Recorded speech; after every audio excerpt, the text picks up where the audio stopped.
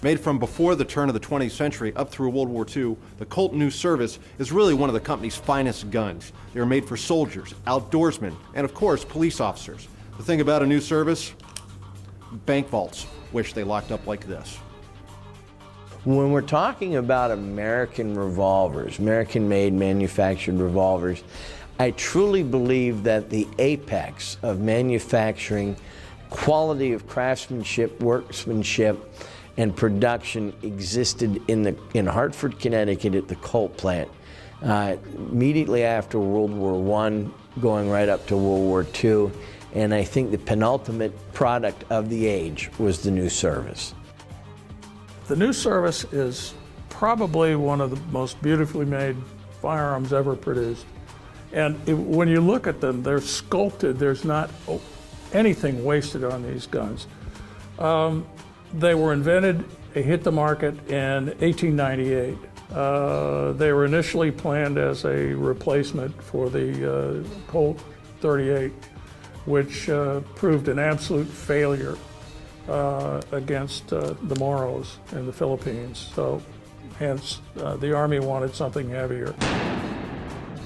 Interestingly enough, at the same time, that's when Colt made a few modifications.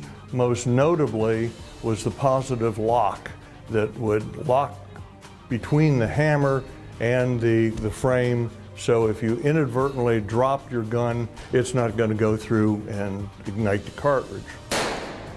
So in 1909, the Army simply adopts the new version of the New Service as it was. So did the Navy. The Marine Corps adopts it, but the Marine Corps puts in a requirement to Colt. The grip on the Marine Corps is a much smaller hand grip. And to date, I would enjoy hearing someone else who would go into the National Archives, into those files, and find out who it was in the Marine Corps who had really small hands and could make Colt alter a production weapon simply for the Marine Corps.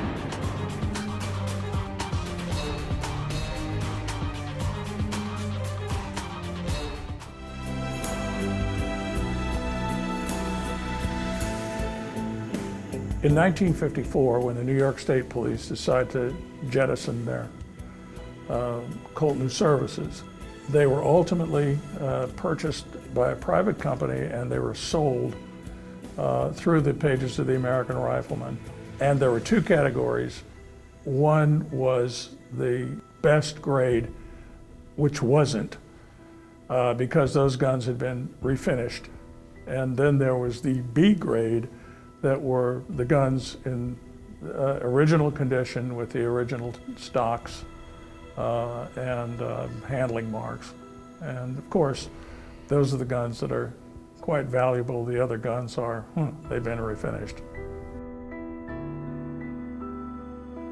I was 9 years old, growing up in a small town in upstate New York. And a state trooper used to come into the restaurant where my uncle owned a restaurant there, and I spent a lot of time in the restaurant as a consequence. I was always fascinated by that big revolver he had in that huge holster, and I would ask him about it. So he asked the waitress, one of the waitresses, to bring him an old menu and loan him her pencil. And then he proceeded with a pencil to trace the outline of it. This gun was materializing in front of me on paper, and then he gave it to me. Oh man, I thought he'd given me the Mona Lisa. I don't know whatever became of those sketches. I wish today I had them, but I can't say what became of them. But they were the beginning of my love affair with the Colt New Service Revolver. There were 356,000 new services made between 1898 and 1943. But it was made in 11 different calibers, most of them 38 to 45. The New Service saw a great deal of the majority of its manufacturing totals go to the U.S. military in the form of the 1917 revolver that was widely used on the Western Front. You ask somebody what was Colt's most popular revolver up until World War II. Most will say the single action army. Well, no, it was the Colt New Service. There were more of them made, and the single action army had quite a running head start. This is a wonderful gun for collectors, not only because of the history of it, but because of the wide number of variations.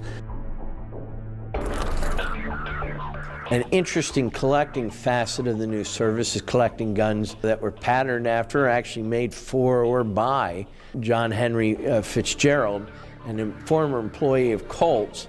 And the Fitz Special is basically taking a New Service, which is what he started with, and eventually Detective Specials, but cutting them down to 2-inch barrels or shorter, removing the front sight, cutting the trigger guard open, bobbing the hammer, and putting a round butt on the gun.